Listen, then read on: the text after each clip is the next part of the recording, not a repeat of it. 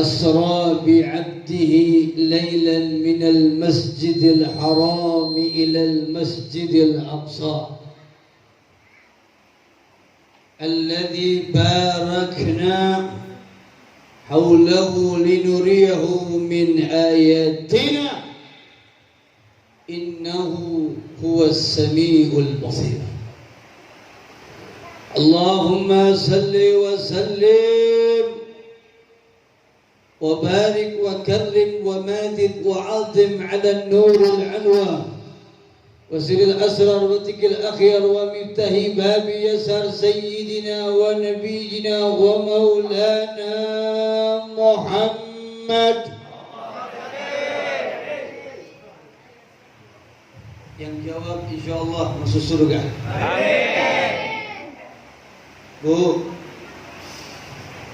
ibu-ibu yang paling borak muda kita. Kita beleter, dia pun beleter belakang. Saya enggak suzon nih sama mak-mak nih. Ada ibu-ibu ya? Ada? Ada. Ini kau kumpulkan kami di Gunung Sopar ini hanya mendengarkan dongeng. Bahwa engkau katakan kau 7 lapis langit tembus? Iya. Oh, kalau benar engkau ya Muhammad tadi malam diisrakan, dimi'rajkan oleh Allah. Coba irfa' rijlaka yumna ya Muhammad, angkat kakimu sebelah. Masya Allah. Jadi seorang ulama, jadi seorang nabi, enggak sembarang saudara. Wassalamualaikum. Tidak sembarang langsung menjadi ulama, nikmat duduk, nikmat lala. Allah yang gila. Baginda Rasulullah seorang nabi. Ya Muhammad, kalau benar engkau tadi malam diisrakan oleh Allah, kalau engkau ya Muhammad tadi malam dimi'rajkan oleh Allah, maka irfa' rijlaka yumna ya Muhammad, angkat kakimu sebelah. Masya Allah. Mereka minta bukti saudara. Jadi sekarang ini umat Islam minta bukti pula. Jadi zaman Nabi, orang kafir enggak percaya Isra Nabi. Kalau benar engkau ya Muhammad tadi malam diisrakan, angkat kakimu sebelah. Rasulullah orang yang bersih hati, enggak pernah sujud dengan orang kafir. Walaupun orang kafir yang nyuruh, ibu, Nabi Muhammad disuruh angkat, diangkat Rasulullah. Summa kemudian irfan rijlaka yusra, angkat kembali kakimu sebelah kiri ya Muhammad. Diangkat Rasulullah. Sebelah diangkat lagi, jatuh Nabi. Coba lihat. Gimana ini Muhammad? Kata tembus lapis 7 langit, berangkat. Tembus 7 lapis langit. Hanya berapa hari, berapa jam saja kita suruh angkat kakinya, dia jatuh. Ini gila ini Muhammad. Udahlah kita murtad aja dah. Contoh ini. Jamaah. Jamaah. Masih hidup? Lanjut. Siap sampai subuh? Nak bohong enggak orang sini. Saya ingin tanya boleh? Siap ditanya? Siapa nawang ni? Siap ditanya? Siap. Yang kompak siap ditanya? Siap. Bu. Saya ingin tanya nih. Saudara, jamaah? Ya. Jamaah? Ya. Tadi malam Habib Ishaq Merah tembus 7 lapis langit. Saya enggak? Enggak. Ayo, saya enggak? Tadi tak akan percaya. Jelaslah. Jadi umat Islam sekarang ini ulama enggak Isra saudara. Betul? Para ulama enggak Isra saudara. Para habaib tidak Isra. Tapi kalau saudara tidak sholat, kalau saudara tidak muliakan masjid, kalau saudara tidak menundukkan rumah Allah, kalau saudara tidak panggilkan azan Allah, sama seperti Abu Lahab. Allah. Karena mereka enggak percaya Isra. Kalau saudara enggak percaya Isra Mi'raj, sama seperti saudara tidak percaya sholat. Bedanya hanya satu. Kalau Nabi Muhammad diisrakan, kalau kita enggak sholat. Karena Isra itulah awal perintah sholat saudara. Kalau kita tidak mengerjakan sholat, kalau kita enggak taat kepada Allah, tidak asal tidak tentu memenangkan, tidak perlukan rumah Allah, tidak sholat berjamaah. Mohon maaf. Apa bedanya kita dengan Abu Lahab saudaraku yang tidak percaya dengan Isra Nabi Muhammad SAW? Ya begini aja dah kata Rasulullah. Jadi kalau kau nggak percaya dengan Nabi, jadi susah Pak jadi Nabi. Mohon maaf saya. Sehingga Nabi minta kepada Allah, wahai ya Rabb, adalah aku saja Nabi Allah. Benar bicara Rasulullah gitu. Kenapa? Dihina, dicaci, dimaki, nggak nyaman dari Nabi. Apalagi menjadi ulama, nggak nyaman. Dicaci, dimaki, dihina, ditantang, dilotak, masuk penjara. Oh, salam Muhammad. Tapi membela agama Allah, membela Rasulullah, insya Allah surga tempat. Takbir. Begitu saudara. Ibu nggak lihat lagi anak-anak kita itu. Ini baru 8 bulan. Yang barusan tadi dakwah ceramah tadi itu kita didik, ini masih ada yang lebih mantap lagi dari itu. Dan izin Allah Subhanahu wa taala. Ini baru 8 bulan kita ajar mereka. Memang sengaja saya tampilkan mereka mana ke Mempawah, ke Singkawang, ke Siantang, mana-mana. Adakah mereka minta, saya minta habis 1 orang untuk dakwah, untuk memotivasi anak-anak ini. Allah SWT. Ya, bukan arti mereka berdakwah, berceramah di sini, di mana bukan karena mereka sudah alim Pak, tidak. Tapi saya didik mereka untuk mencintai Rasul, bagaimana mendakwahkan Islam ini. Tahmid. Mereka kenal siapa Rasulnya, siapa mereka yang mengenal bagaimana mereka mendakwahkan agama Allah ini. Ini sebenarnya ibu-ibu harus bangga punya anak seperti ini. Allah SWT Muhammad. Tidak semua anak yang bisa mendakwahkan Islam. Tapi sekarang ini anak-anak banyak, mohon maaf saya. Apabila orang tuanya yang enggak mengerti, apalagi orang tuanya lebih bangga kalau anaknya bisa bahasa Inggris, ya bisa ini bisa itu, tapi dia enggak bangga anak-anak mereka yang alim, yang hafal Quran, yang alim dakwah. Pada itu yang penting. Kalau nanti di akhirat, ketika kita meninggal nanti menghadap Allah, anak inilah yang akan memberikan syafaat kita nanti di yaumul mahsyar. Oh, kalau Nabi sallallahu alaihi wasallam idza mata ibnu adam kata amal yang salah, apabila telah meninggal anak cucu Adam, putus semua amal ibadah orang tuanya. Apa yang diharapkan? Orang tua, apa yang diharapkan nanti yaumul mahsyar? Anakmu yang bahasa Inggris, anakmu yang MTK. Demi Allah, pesantren enggak akan kalah, Bu. Pesantren kita ada bahasa Arab, pesantren kita ada sekolah, pesantren kita ada komputer, pesantren kita ada bahasa Inggris. Silakan, enggak akan kalah, Bu. Mereka juga ada sertifikat, ada sertifikat ijazah pesantren, ada sertifikat hafiz Quran, ada sertifikat kitab, ada sertifikat sekolah, sampai kuliah pun bisa mereka. Allah SWT Muhammad. Tapi zaman sekarang coba lihat, saya sedih kalau ada orang tua memandang pesantren sebelah mata. Anak, orang mondok menjadi apa tu? Bagus kau jadi insinyur anak. Kau menjadi pondok tak bisa makan, kau tak jadi PNS. Siapa bilang? Allah SWT Muhammad. Siapa bilang anak-anak pesantren enggak jadi PNS? Betul. Itu baru ambil itu apa ya? Bukan PNS, presiden baru ambil itu. Gus Dur Abdurrahman Wahid, kiai, anak ulama besar. Jadi presiden saudara. Itu teman saya itu. Dulu siapa itu orang Madura yang wakil wali kota itu? Pak Yadi. Ketika dulu sejak beliau menjadi jabatan, ngomong dengan saya. Pak Yadi, ente ini berapa tahun mondok? Pernah mondok? Pernah. Berapa tahun? 3 tahun. Tak can 3 tahun. Kenapa pula? Kalau ente 3 tahun saja, itu sudah menjadi wali kota. Kalau ente mondok sampai 15 tahun, insya Allah menjadi presiden ente. Amin. Bayangkan. Jadi nggak ada penghalang bagi anak-anak ini belajar pesantren, insya Allah. Apalagi menghafal Quran. Yang tadi ceramah tuh ngambil habis Quran, Pak.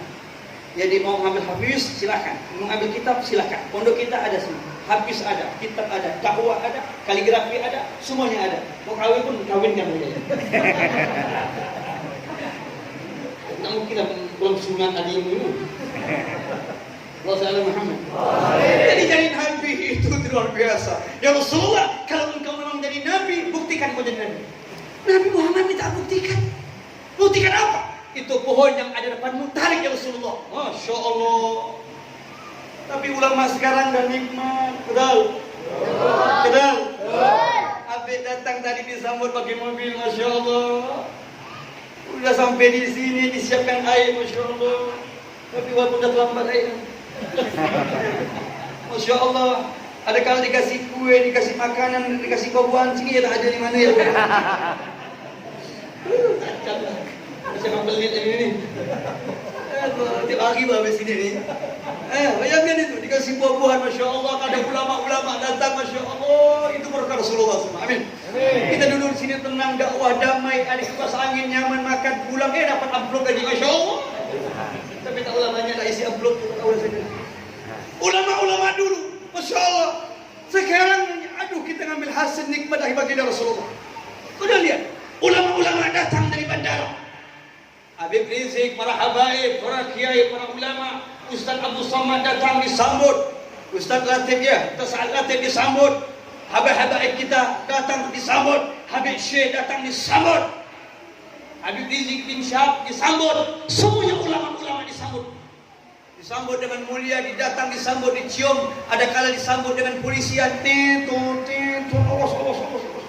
Habib kecil-kecil begini yang disambut. Ya, pakai FPI, pakai apa disambut, datang disempatkan, dibuatkan hotel, dikasih makan, dimuliakan lagi. Masya Allah. Tapi alhamdulillah kemarin Nabi Camat di Bangka Belitung, Pak. Dulu saya belum kahwin. Saya dah kahwin dah. Dulu di Bangka Belitung saya dakwah. Sampai sebulan dulu di Bangka Belitung di daerah Natuna itu. Di daerah Natuna. Sebulan keliling putar-putar saya, alhamdulillah, saya dakwah, alhamdulillah Pak, dikejar anjing saya. Benar. Saya dakwah dikejar anjing. Terima kasih ya Allah, kata saya. Saya dikejar anjing. Kenapa? Itu merupakan ujian dakwah untuk anak-anak, untuk dakwahkan Islam. Maka anak-anak ini saya bilang, saya ajarkan. Berikan contoh yang baik di masyarakat, sabar dalam dakwah, kuatkan imanmu, kuatkan tauhidmu, dakwahkan agama. Allah. Tidak ada yang paling mulia kecuali mendakwakan agama Allah Subhanahu wa taala. Amin. Amin. Ya Muhammad, kata orang kafir, mana buktimu kamu jadi nabi? Minta bukti, Pak. Sama seperti saudara, mana bukti ente ulama? Mana bukti ente pernah sekolah? Ini bukti santri saya. Minta bukti. Mana bukti engkau ya Rasulullah engkau seorang nabi? Bukti apa lagi yang kau minta? Itu pohon yang depanmu tarik. Nabi minta buktikan saudara. Buktikan apa? Itu pohon yang depan Nabi tarik. Rasulullah berdoa kepada Allah, ya Allah, kalau aku benar-benar seorang Nabi, kalau aku benar-benar seorang Rasul ya Rasulullah, ya Allah, tolong buktikan, tarik pohon itu, buktikan kepada orang kafir ini bahwa aku adalah seorang Nabi-Mu ya Allah. Dia angkat doa ya Muhammad. Kau minta kepada aku, tundukkan pohon itu tarik, bergerak. Wahai pohon, kata Rasulullah, bergeraklah aku atas izin Allah SWT, membuktikan aku seorang Nabi. Bergerak pohon kurma itu, sama-sama akarnya bergerak, pasti di depan orang kafir. Tapi orang kafir itu kan ada beriman, tapi orang kafir itu tidak percaya kepada Nabi. Mereka mengatakan, ya Muhammad, ini adalah bukan tahu ini mujizatmu, tapi ini sihirmu ya Muhammad. Gimana? Minta buktikan iman, minta buktikan seorang nabi, dibuktikan nabi, tapi dikatakan sihir Rasulullah. Coba lihat. Diberikan mujizat oleh nabi, dikatakan sihir, Pak. Sama seperti Abu Lahab. Abu Lahab seorang pemimpin Quraisy yang sangat benci dengan Nabi Muhammad, sampai ini meracun Rasulullah SAW. Apa kata Abu Lahab? Wahai Abu Lahab, kenapa engkau di sana? Aku ingin membunuh Nabi Muhammad, aku ingin meracun Nabi Muhammad, dan aku ingin melotar wajah Nabi Muhammad dengan kotoran tai manusia. Ketika berhadapan dengan Nabi, ternyata dia tidak bertemu dengan Nabi Muhammad. Ada Nabi Muhammad depan mereka, sehingga sahabat mereka mengatakan, ya Abu Lahab, kenapa enggak kau pukul wajah Muhammad? Kenapa enggak kau pukul Nabi Muhammad? Kenapa? Itu Nabi Muhammad depanmu. Aina Muhammad? Aina Muhammad? Mana Rasulullah? Itu depanmu. Abu Lahab tidak bisa memandang wajah Rasulullah, padahal Nabi Muhammad ada depan baginda Nabi Muhammad SAW. Ada depan dia. Sehingga setelah Rasulullah ditanya oleh sahabat Abu Bakar, ya Rasulullah, tadi Abu Lahab tidak memandangmu. Kenapa Abu Lahab tidak memukulmu ya Rasulullah? Kenapa Abu Lahab tidak mencacimu ya Rasulullah? Kenapa Abu Lahab tidak melotarmu ya Rasulullah? Waqala Rasulullah SAW, wahai sahabatku, ya Abu Bakar, bukan dia tidak memandang wajahku secara zahir, tapi mata dialah, mata hati dialah yang membenciku, yang menghinaku, yang ingin membunuhku, sehingga Allah butakan mata zahirnya, sehingga dia tidak bisa memandang wajahku, kata Rasul sallallahu alaihi wasallam. Sama seperti kita, saudara. Sebagaimana Nabi Muhammad minta bukti Isra wal Mi'raj, Rasulullah katakan, sudahlah gini aja dah, kata Nabi. Kalau engkau tidak percaya dengan Isra wal Mi'raj, kata Nabi, kau pergi sana Abu Bakar. Pergi. Abu Lahab pergi sana, orang kafir Quraisy. Ya Abu Bakar, ada apa? Saya datang ke rumahmu atas perintah Muhammad. Kenapa? Betulkah tadi malam bahwa Nabi Muhammad nabimu diisrakan, dimi'rajkan oleh Allah? Betul? Apakah dia tembus 7 lapis langit? Betul. Apakah tadi malam dia perintahkan salat? Betul. Terus saya minta bukti. Apakah betul ya Abu Bakar? Wa qala Abu Bakar, ya orang kafir Quraisy, ya Abu Lahab, jangankan Nabi Muhammad diisrakan oleh Allah, jangankan Nabi Muhammad dimi'rajkan oleh Allah, tembus 7 lapis langit, tidak diisrakan Nabi, tidak dimi'rajkan Nabi, aku sudah percaya, kata Sayyidina Abu Bakar. Aku makin gila nih Abu Bakar, kata Abu Bakar. Kita ini minta kebohongan Muhammad, dia membenarkan ini Abu Bakar. Maka disitulah Abu Bakar disebut dengan As-Siddiq. As-Siddiq artinya membenarkan tentang Isra Mi'rajnya Nabi Muhammad sallallahu alaihi wasallam. Takbir. Nah, gini aja dah, kata Abu Bakar. Kalau memang kau tidak percaya dengan Isra Nabi Muhammad, kata Abu Bakar, kau pergi kepada Imam Ali. Wahai Muhammad, kau pergi saja ke rumah Imam Ali. Ternyata saudara Abu Bakar, Abu Lahab, Abu Jahal dengan abu-abu yang lain pergi ke rumah Imam Ali. Ya Ali, ya Ali, dibuka ya Ali. Ternyata dilihat situ ada kelompok orang-orang kafir Quraisy yang membukanya Siti Fatimah Zahra. Ada apa wahai Fatimah? Ya Ali, mawjud haula ila fil bab, ada Abu Lahab, ada orang kafir di balik pintu. Kenapa dia? Dia minta jawaban engkau ya Ali. Betulkah Muhammad tadi malam diisrakan, dimi'rajkan oleh Allah Subhanahu wa taala? Oh, ada apa wahai Abu Lahab? Ya Ali, kami datang atas perintah Abu Bakar. Betulkah tadi malam bahwa Nabi Muhammad, nabimu Muhammad diisrakan, dimi'rajkan oleh Allah Subhanahu wa taala? Oh, jadi engkau datang tempat ini, tempat rumahku, ingin menjawab pertanyaanku. Betulkah Muhammad tadi malam diisrakan? Tunggu sebentar, kata Imam Ali, aku akan mengambil jawabannya, kata Imam Ali. Saudara, tahukah kalian Imam Ali mengambil jawaban apa? Imam Ali pergi ke kamar, bukan mengambil kitab, bukan mengambil Quran, tapi mengambil pedang. Itu lebih keras, saudara. Diselatkan pedang itu. Mana orang yang ingin jawaban aku, kata Imam Ali? Saya ini. Sini, kita kasih. Sini, kita kasih. Ini jawaban aku, kata Imam Ali. Dikeluarkan Imam Ali, dipenggal kepala orang kafir tersebut, putus leher orang kafir tersebut. Mana Abu Lahab? Ya Ali, kenapa kau penggal kepala saudaramu? Kenapa kau putuskan kepala orang sahabat kami? Wakala Imam Ali, inilah jawaban bagi orang yang tidak percaya Isra wal Mi'raj Nabi Muhammad sallallahu alaihi wasallam. Takbir. Wakala ulama mengatakan, saudaraku, la tufidul hikmah الكافر والمنافق والمشرك لا تفيد بالحكمة حتى يقرأ القرآن والإنجيل والتوراة والزبور. Orang kafir, orang musyrik, orang munafik, saudaraku, tidak akan bisa memberikan hikmah, manfaat, dakwah, hikmah, peringatan. Sekalipun kata Rasulullah, kau belajarkan mereka Taurat, Injil dan Zabur dan Quran, tetap mereka tidak akan beriman kepada Allah Subhanahu wa taala. Allah Ta'ala Muhammad. Allah Ta'ala Muhammad. Singkat Isra Mi'raj ini, Nabi Muhammad sallallahu alaihi wasallam, hadirin yang dimuliakan Allah, sebelum Nabi Muhammad diisrakan, dimi'rajkan oleh Allah Subhanahu wa taala, maka para ulama mengatakan Nabi diisrakan oleh Allah melalui 3 alam. Alam yang pertama disebut dengan alam syahud. Yang kedua disebut dengan alam lahud, malakut. Yang ketiga disebut dengan alam lahud. Baginda Nabi melalui 3 alam ini ketika Isra wal Mi'raj. Pertama, Subhanalladzi asra bi 'abdihi lailan minal masjidil haram. Subhanalladzi, maha suci Allah, alladzi asra, yang mana Allah yang telah memperjalankan Nabi. Siapa? Nabi Muhammad sallallahu alaihi wasallam. Yang memperjalankannya adalah Allah, yang menjalankannya adalah Nabi Muhammad sallallahu alaihi wasallam.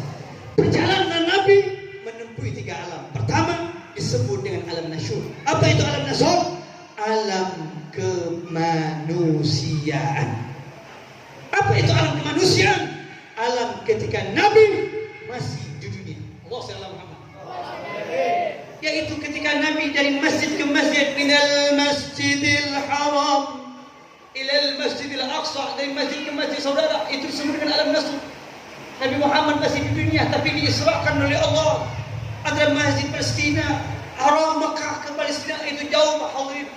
Tapi hanya sekejap mata Nabi Muhammad diisrakan, dimirakkan oleh Allah. Yang kedua, antara Masjidil Aqsa ke tujuh lapis langit, itu disebut dengan alam malakut. Kenapa? Karena Nabi menempuh daripada tujuh langit, tujuh lapis langit, bertemu dengan tujuh malaikat, tujuh langit, tujuh nabi, dan masuk kepada alam-alam malakut. Yang terakhir adalah alam lahud, yaitu alam ketuhanan ketika Nabi diisrakan, dimirakkan oleh Allah, yaitu di Siratal Muntaha, yaitu perjalanan yang terakhir, yang tidak ada perjalanan lain kecuali hanya Allah dengan Nabi Muhammad SAW. Sekalipun malaikat Jibril tidak akan mampu untuk menempuh jalan itu. Allah SWT Muhammad. Allah SWT Muhammad. Saudara-saudara, sebelum Nabi Muhammad diisrakan, dimirakkan oleh Allah, Allah perintahkan Jibril untuk mengangkat Nabi, untuk mengiratkan Nabi. Sebelum Nabi dimirakkan oleh Allah, Allah perintahkan Nabi Muhammad untuk mengambil binatang burak. Apa itu binatang burak? Burak diambil kata baraka yubariku burhan, yang artinya adalah sejenis binatang yang besarnya sebesar yang tidak kecil seperti himar dan tidak besar sebagaimana kuda. Itu huruf. Burak adalah sejenis, mengatakan burhan, yang mengatakan kilat, sejenis berwarna putih. Dia bukan binatang, dia bukan laki-laki, dia bukan juga seorang perempuan. Sejenis binatang, tetapi dia bukan sejenis laki-laki dan bukan sejenis perempuan. Menurut tafsir ulama-ulama tentang burak. Ketika Jibril ingin mengangkat Nabi Muhammad SAW, Allah perintahkan Jibril untuk mengambil binatang burak yang ada di surga. Ternyata di surga, saudara, sudah menunggu binatang burak sebanyak 70.000 binatang burak yang dalam keadaan gembira, senang, dalam keadaan bergembira di dalam binatang burak tersebut. Di surga tersebut Allah perintahkan Jibril untuk mengambil di antara binatang burak tersebut. Ketika Jibril masuk ke surga, melihat ada 70 binatang burak dalam keadaan gembira, dalam keadaan senang. Akan tetapi saudara, di antara 70 binatang burak tersebut ada satu binatang burak yang tidak gembira, dalam keadaan sedih, dalam keadaan menangis, dalam keadaan dia punya badan kurus. Dan Jibril melihat binatang tersebut di samping pintu surga, dan Jibril menghampiri binatang burak tersebut. Wa qala Jibril ila hadzal burak, Jibril mengatakan, ya Buraku, limaza wa anta tabki? Ya Burak, kenapa engkau menangis? Ya Burak, kenapa engkau sedih? Ya Burak, kenapa engkau menangis? Ya Burak, kenapa badanmu kurus? Ya Burak. Unzur ila ashabi kullah. Coba kau lihat teman-temanmu semuanya. Mereka dalam keadaan gembira, mereka dalam keadaan senang. Tapi kenapa engkau bersedih? Ya Burak. Wa qala hadzal Burak. Burak ini mengatakan, ya Jibril, bagaimana mungkin aku dalam keadaan gembira? Bagaimana mungkin aku dalam keadaan senang? Bagaimana mungkin aku dalam keadaan gembira, senang? 10.000 tahun aku menunggu di pintu surga ini, menunggu kedatangan seorang Nabi yang mulia, menunggu kedatangan seorang Nabi yang agung, menunggu kedatangan seorang Nabi yang semua pemimpin. Aku menunggu seorang Nabi yang mulia 10.000 tahun, dan Jibril, aku menunggu di pintu surga ini. Dan aku tahu bahwa Nabi Muhammad pemimpin dunia akhirat. Aku tahu bahwa Nabi Muhammad pemimpin dan Rasul. Aku tahu semua makhluk akan minta syafaatnya. Dan Jibril, aku tahu, tapi aku belum pernah bertemu dengan orangnya, ya Jibril. Wassalamualaikum Muhammad. Ya Jibril, kata budak yang satu ini, jadikan aku sebagai tunggangan Nabi Muhammad, karena tubuhku, aku ingin bersatu dengan tubuh Nabi Muhammad SAW. Aku ingin tubuhku, ya Jibril, bertemu dengan Nabi Muhammad SAW. Aku ingin kulitku, kata Burak, ingin menyentuh kepada tubuh Nabi Muhammad. Aku ingin ya Jibril, kulitku ingin bertemu dengan kulit Nabi Muhammad. Kalau binatang burak saja ingin bertemu dengan Rasulullah, wa kaifa lana hadhihi ummah? Bagaimana dengan umat Rasulullah ini? Kita saudara-saudaraku, ada umat yang ingin bertemu dengan Nabi Muhammad. Ada kala kita tidak mau bersalawat Nabi Muhammad. Binatang burak 10.000 tahun menunggu pintu surga, ingin bertemu, berhadapan, menyentuh kulit Sayyidina Muhammad SAW. Saya ingin cerita sedikit tentang keadaan mulia Nabi Muhammad. Terus, lanjut. Satu riwayat baginda Rasulullah pernah berjalan di atas bukit bersama sahabat, tiba-tiba berhenti Rasulullah.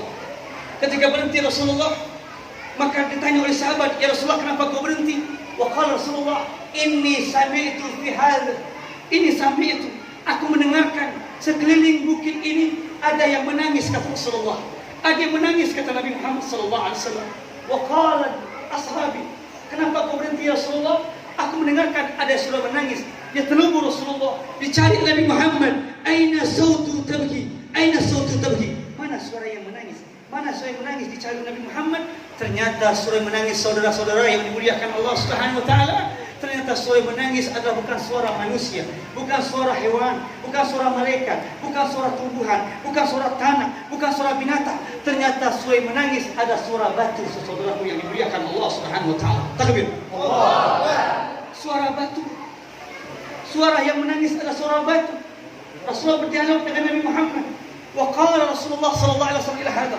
Rasulullah berdialog, ya hajaru, limaza wa anta tabki? Wahai batu, kata Nabi, kenapa engkau menangis ya batu? Ada apa dengan engkau ya batu? Kenapa engkau menangis ya batu?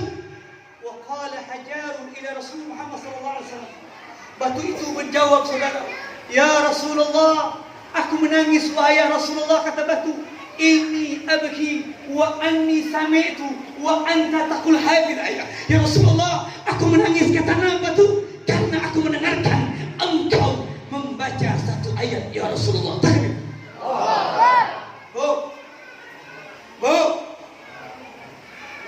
Mana mak ni? Bu. Mudah-mudahan ibu suaminya kawin lagi. Uruhkan kau. Bapak-bapak mudah-mudahan kawin lagi. Bu. Saya ingin tanya, boleh tak? Boleh tak? Itu batu nangis ada mata tak? Mana orang ni? Ni awas ke khusyuk ke tidur ni? Saya ingin tanya, itu batu nangis ada mata tak? Ada. Itu batu nangis ada mulut tak? Ada. Nah, nanti kalau saudara tak percaya, nanti balik ngomongan batu sana. Nabi Muhammad bisa ngomong, Rasulullah bisa berdialog dengan batu. Ternyata itu batu menjawab, ya Rasulullah, inni abki wa anni sami'tu wa anta taqul hadhihi ayat. Aku menangis ya Rasulullah karena aku mendengarkan engkau membaca satu ayat. Pertanyaan saudara, ayat apa yang dibaca Nabi? Ayat apa yang dibaca Rasulullah? Sehingga itu batu menangis, saudaraku yang dimuliakan Allah Subhanahu wa taala.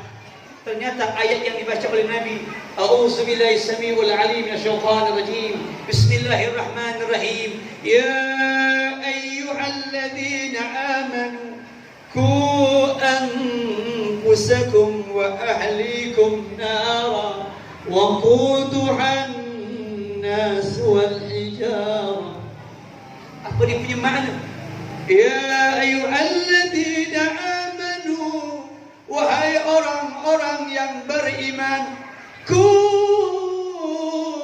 pelihara anfusakum, dirimu, wa ahlikum, dan keluargamu, naran, dari api neraka jahannam, wa quduhan nas wal hijara, yang mana bahan api neraka jahannam terbuat dari manusia dan batu.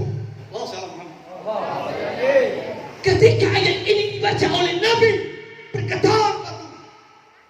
Batu menangis, saudara. Kita tak nangis. Batu menangis karena ternyata bahan bakar neraka jahanam terbuat dari manusia.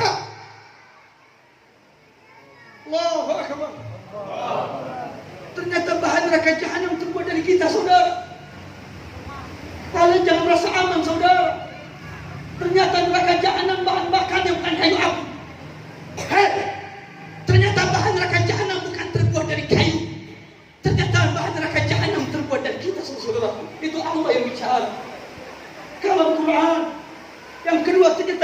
neraka jahanam terbuat dari batu.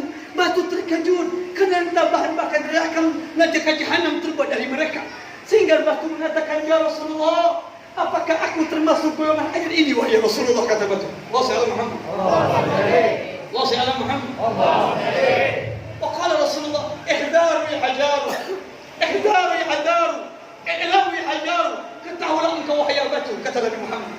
Ketahuilah engkau wahai batu, sesungguhnya orang yang menangis karena Allah, orang yang menangis kerana rindu dengan Nabi Muhammad, orang yang takut kepada Allah, orang yang cinta kepada Nabi Muhammad, orang yang rindu kepada Allah, yang rindu kepada aku, kata Nabi Muhammad, Allah akan haramkan jasadnya, tubuhnya untuk disatu api neraka jahanam ya Allah SWT. Takbir. Ternyata modalnya kecintaan kalian. Maka Rasulullah mengatakan, ya batu, engkau adalah batu. Di antara batu-batu yang lain tidak akan disentuh oleh Allah Subhanahu wa taala. Tapi neraka jahanam, kenapa? Karena engkau menangis karena rindu kepada Allah dan menangis karena rindu kepada aku, kata Nabi Muhammad sallallahu alaihi wasallam. Saudara, kalau batu saya menangis karena rindu kepada Allah, diharamkan oleh Allah untuk disentuh api neraka jahanam. Wa kaifa lana hadhihi ummah? Bagaimana dengan kita hari ini? Bagaimana kita malam ini, saudaraku? Yang malam ini kita baca salawat, betul? Yang malam ini kita baca Isra wal Mi'raj, betul? Kita rindu dengan Nabi Muhammad, betul? Kita cinta dengan Rasulullah, betul? InsyaAllah kita akan digolongkan sebagaimana dengan Nabi Muhammad. InsyaAllah kita akan digolongkan sebagaimana batu yang Allah haramkan tubuhnya untuk disentuh api neraka yang Allah Subhanahu wa taala. Insya salatullah salamullah, semuanya yang keras.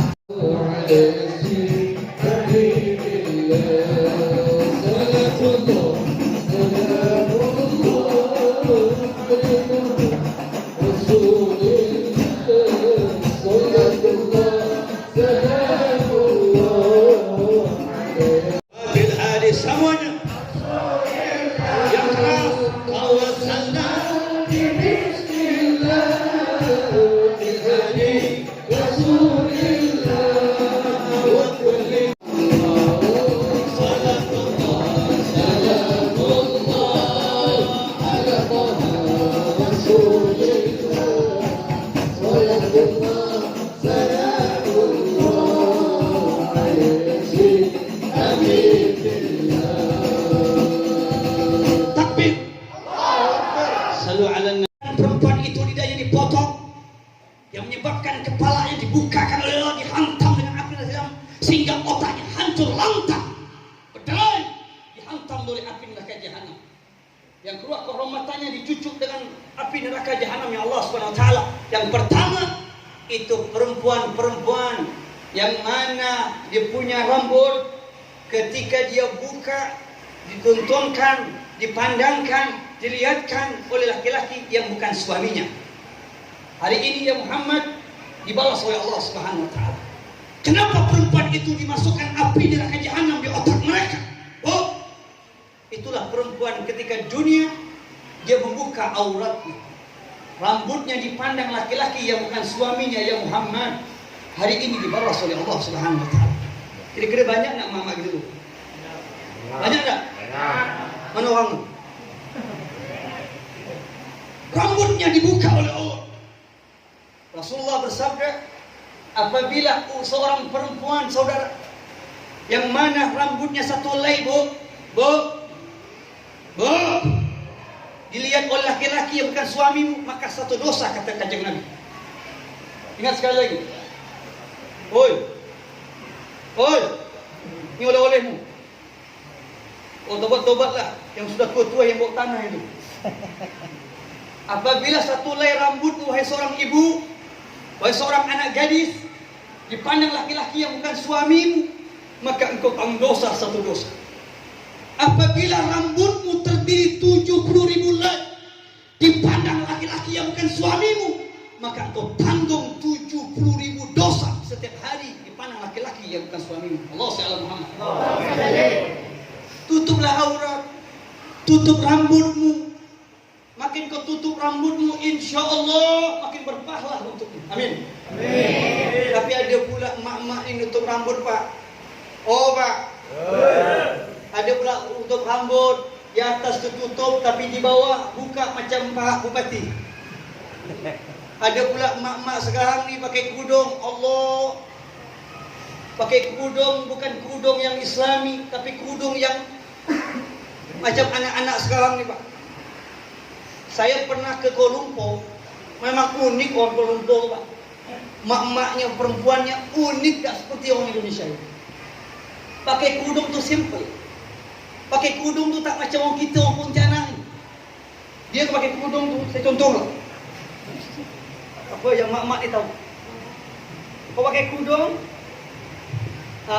gini, udah. Gini aja. Tapi orang Pontianak, nak ke mana kau boleh? Biasa, pengajian. Nak mana kau? Kondangan. Kulihat muka kau tu tak ada lagi hubung dah. Berlipat, kau begini. Muntah begini, muntah lagi. Muntah lagi. Ketika laki dipanggil, oh dek, apa khabar? Masya Allah. Yang lebih parah lagi, tercucuk sangat sempah sini. Tak apa-apa yang perus dia. Kata Rasulullah nanti di akhir zaman ada seorang perempuan pakai kerudung tapi seperti punggungnya ontah kata Nabi. Itu contoh-contoh perempuan ahli neraka kata Rasulullah. Iya, akan ada tanda-tanda di punya punggung, di punya rambut seperti punggungnya ontah kata Nabi. Tahu punggung ontah? Yang menonjol begitu tuh. Itu sekarang ini. Ada pula yang perempuan-perempuan pakai kerudung Pak. Saya jujur kemarin saya ceramah malam minggu pakai mobil. Nyantai capek plus kena lampu merah, tiba-tiba ada perempuan cantik pula itu pakai kerudung. Astagfirullahaladzim. Pas saya di belakang tu punya, di belakang tu nampak pula bergaris itu. Ternyata pakai kerudung di atas, di bawah ternyata pakai baju bupati. Tahu baju bupati? Buka paha tinggi-tinggi. Di akhir zaman. Sebenarnya menutup aurat bukan hanya badanmu saudara, bukan hanya rambut, tapi tutuplah badanmu, semua anggota tubuhmu. Jangan sampai dilihat oleh laki-laki yang bukan muhrim. Wajar kalau banyak laki-laki masuk penjara. Betul Pak? Betul Pak? Itu gara-gara anak-anak ibu-ibu sekarang ini. Tolonglah Bu, jagalah akhlak ibu tu. Pakailah baju tu yang rapi, yang tutup aurat. Kami laki-laki ni Bu, jujur saja dah. Tawa kan nanti. Mohon maaf je lah, apalagi di pondok saya tu macam-macam model.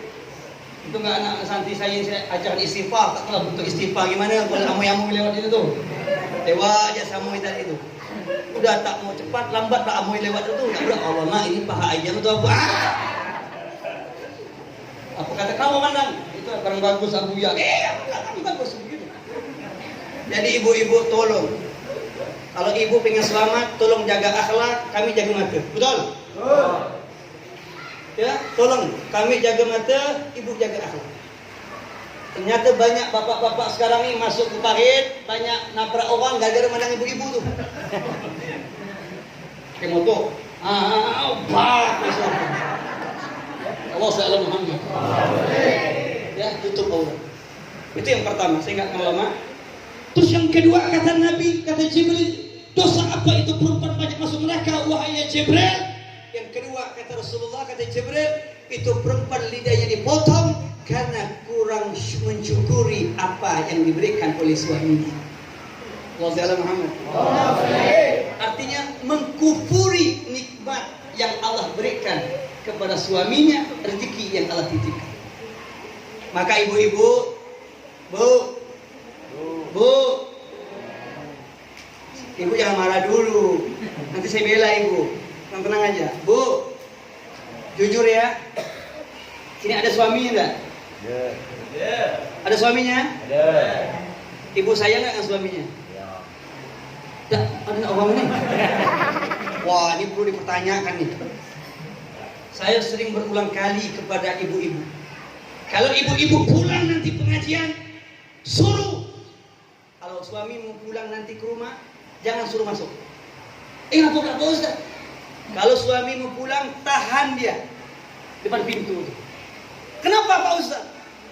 Saya suruh ajakan ibu bersyukur. Gimana caranya Habib?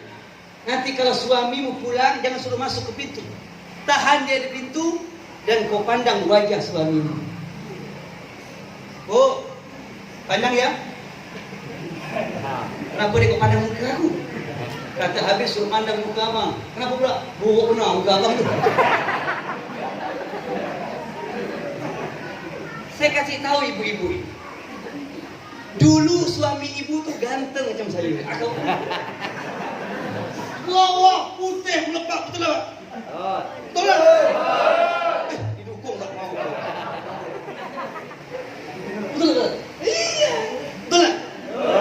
Agak putih. Sekarang alah. Hitam pendek kurus ya Allah. Kenapa? Sebab kenapa? Kerana ibu-ibu banyak nuntut. Betul? Banyak nuntut. Bang, apa dia? Kita dah kahwin sudah 20 tahun bang. Terus abang tak pernah belikan emas 5 kilo bang. Ada tak? Sial. Terus deh, coba lihat itu rumah sebelah abang. Baru menikah 1 tahun sudah dibelikan emas 10 kilo abang.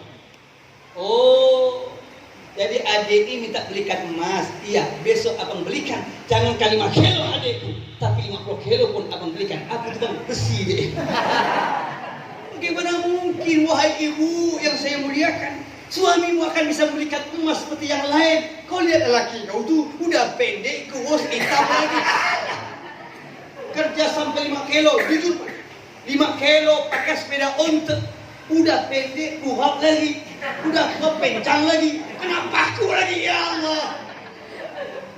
Ya Allah, kau sambut sial laki aku. Kau sambutlah sial di laki aku. Saya pernah bertemu dengan tukang saya. Di pondok saya pernah ada orang agak hitam-hitam di tukang saya. Udah orangnya hitam, buka baju lagi. Jadi hitam legam. Jujur Pak, saya nggak tega pada tukang itu. Itulah perjuangan seorang suami itu. Tiba-tiba saya takut mereka. Wah, siapa ni? Oh, Tuan Habib. Kau kenapa kerja sampai buka baju begitu? Sudah kau hitam buka baju kena matahari makin legam muka.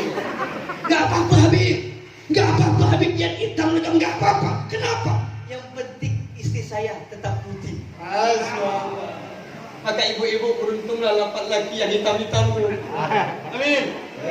Amin. Maka ibu-ibu beruntung dapat laki buruk. Hidung masuk ke dalam. Hitam legam. Kenapa tak laku-laku? Benar. Maka beruntung, mensyukuri nikmat. Coba kau lihat laki kau itu. Coba kau lihat laki kau. Kerja 5 kilo, pakai sepeda onta, pulang, kena hujan, kena paku lagi kakinya. Baju bocor jalan kaki, kau marah mana laki aku tak balik-balik. Bukan kau sambut sial laki aku balik. Kau belilah, kau sapulah, insya-Allah kau sapulah. Saya pernah sama istri saya. Kerja tempat saya itu, dia lagi bangun. Ngomong saya, kalau habis kerja tukang, aku tak tega nak minta duit. Kau lihat suami-suami yang kerja tukang tu luar biasa. Hitam, legam tak. Ada kalah patah tangan, kena paku, kena. Ibu jangan nuntut. Surga ibu ada pada suami. Amin. Amin. Tapi tergantunglah. Kalau suami, kalau bini kita nak cantik, kasihlah duit banyak-banyak. Minimal bedak maknyonya. Kasihkan orang rumah. Maka kemarin saya pergi, jujur Pak, perempuan ini kalau ingin masuk surga, Bu, kalau emak-emak ini ingin masuk surga, gampang gak repot. Saya pernah makan di Surau Padang, ayam dadakan. Saya terkejut ada seorang yang menjaga di pintu itu. Ketika saya menjaga di pintu itu, tiba-tiba perempuan ini ada berapa jemaah duduk di depan pintu nyambut kita. Yang saya kagetkan, ternyata dia itu nyambut kita begini. Silakan Pak, silakan masuk. Ya Allah. Ada tak bini kita macam itu? Silakan suamiku yang buruk yang hitam masuk dalam. Ada tak? Tidak ada. Allah Ta'ala Muhammad. Tapi yang tinggi baik. Allah Ta'ala Muhammad. Dosa apa yang dilakukan ketika dunia? Itulah umatmu ya Muhammad, kata Jibril, yang mana ketika dunia di dunia alladzi yatasakkarat ru'usuhum anis shalah. Takbir. Yang mana kepalanya lebih, yang mana itu orang berat ketika sujud tunduk kepada Allah Subhanahu wa taala. Itu umatmu ya Muhammad. Lebih pentingkan uang Rp1.000 daripada panggilan Allah Subhanahu wa taala. Siapa mereka? Bagaimana ciri mereka ya Muhammad? Ya Jibril, kata Rasulullah. Allahu Akbar, Allahu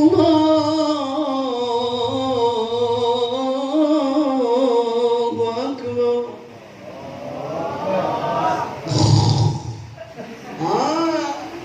Ini alladzi tasakkarat rusul Isra, bukan kepala ini. Bini yang bangunkan lakinya. Bang, awalnya masjid dah bangun bang. Masjid dah azan. Belum. Sudah bang. Belum apa bang? Belum komat. Ini kena nih. Awailul lil musallin alladzina hum alladzi yura'una Allah Akbar, asyhadu an la ilaha illallah, asyhadu anna Muhammadar Rasulullah. Bang, sudah komat bang? Belum apa bang? Belum sholat. Allahu Akbar. Sampai sholat pun dikumandangkan. Bang bangun. Kenapa dek? Sudah azan, sudah komat, sudah sholat. Belum dek, belum apa bang? Matahari belum naik. Suruh diundur-undur, sholatnya diputar, diundur-undur. Ternyata ini orang yang dikatakan oleh Nabi alladzi tasakkaruhum anis shalah. Maka dari itu saya mengajak kepada antum sekalian, jangan kita tunda-tunda lagi sholat kepada Allah Subhanahu wa taala. Maka saya mengajak kepada antum saudara-saudara, ketika azan berkumandang cepatlah bangun. Begitu juga yang azan, suara yang bagus-bagus, jangan suara yang tak bagus. Ini udah suatu mereng sebelah, mikrofon yang terpakai, yang azan pun ya Allah sudah mau mati. Umurnya 70 tahun ya Allah, sudah subuh lagi, malam Jumat ada orang mati kena bunuh lagi. Hujan pakai di samping ada kuburan lagi. Tiba-tiba ada kucing meong, ada anjing kelahi.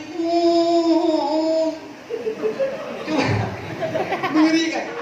Tiba-tiba yang sembahyang, yang sholat itu adalah kakek-kakek. Azanlah si kakek tadi itu, suaranya pas-pasan, demonstrator mereng sebelah, mikrofonnya tak bagus lagi, malam Jumat lagi, hujan patek lagi, jangan harap nak turun tu. Allah, batuk-batuk lagi. Jangan harap turun ke rumah Allah, kosong rumah Allah. Allah Ta'ala Muhammad. Maka yang azan tu yang bagus-bagus, yang cantik-cantik. Allahu Akbar, Allahu Akbar. Cara azan tu Nabi Umar. Allahu Akbar, Allahu Akbar. Sesuai. Bangun. Siapa yang azan cantik? Bolehlah calon menantu aku tu.